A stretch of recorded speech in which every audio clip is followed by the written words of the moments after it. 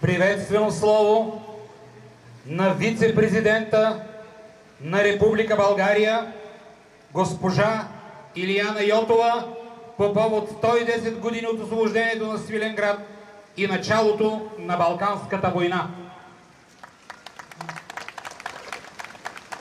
Уважаеми господин Карчев, кмет на община Свиленград, уважаеми господин министър на отбраната на Република България, уважаеми председател на Общинския съвет, уважаеми господин областен управител, уважаеми господин бригаден генерал, уважаеми господин Премянов, председател на Съюза на тракийските дружества, уважаеми дами и господа, благодаря ви за тази огромна чест.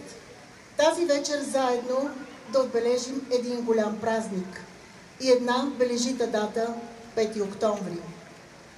Бележита дата, която завинаги ще запише с златни букви в българската история величието на един народ.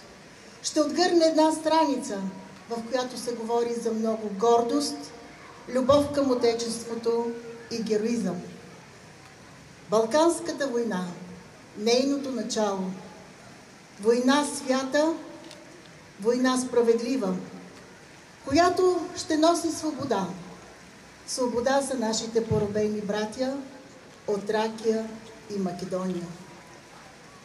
Честта и достоинството на България повеляват под нейните знамена да започне битката. Борбата на свободата срещу тиранията.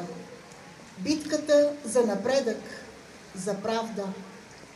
Битката за бъдещето на един народ, който след 5 века продължава да доказва своето величие. Балканската война е дело на България, на нейните синове, на онези, които не пожалиха най-свидното, живота си, които не се замислиха и за миг и оставиха костите си заради обичта към род и родина, към народа си и към своите братя. Уважаеми дами и господа, в духа на непроклонните жители на този благословен край има много наследство от скърби, от покруса, от разочарование и сълзи. Тук са изпяти най-тъжните тракийски песни на бежанците. Те сякаш още витаят около нас, а и при всеки повед припяваме и си спомняме за онези години и за тези обикновени хора. Но най-ценното е, че в духа на поколения, на хора от този край има една неустоима жажда към свобода, непримиримост, вяра, надежда и безпределна любов към родината. И сякаш от Шейновец и днес чуваме тази клетва за България, че най-сладката и най-славна смърт е смъртта за Отечеството. Искам да се обърна към вас тази вечер, уважаеми жители на Свиленград. Живеете на една много древна земя с много богата история и култура, но днес вие сте най-голямото и богатство, защото от онова, което правите вие като трудолюбиви, енергични, амбициозни тракийци, зависи бъдещето на обичания от вас град. Днес тук се говори за икономика, за развитие, за това как да обработваме плодородната ни земя, за това как да развиваме този чудесен край на България. Днес Свиленград е и отворената врата към света. Аз зная, уважаеми жители на Свиленград, че и при вас е тревогата за кризата, тревогата за това, че не можем да задържим децата си тук. Това е тревога на всички българи.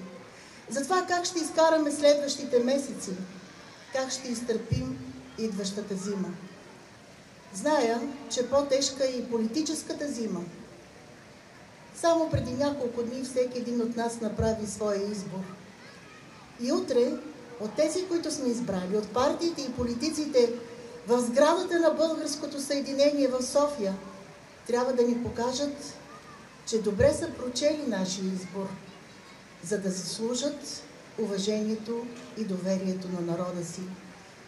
Да направят и да конструират стабилно мнозинство, да има стабилно правителство, за да може да гарантира следващите тежки дни, които ни очакват, и да работят за народа си. Преди 110 години, по време на Балканската война, много чужди кореспонденти и политици пишеха за чудото на българската армия, която стигна за 3 седмици до Чаталджа, която превзе Одринската крепост, която всички военни анализатори казваха, че е непревзимаема.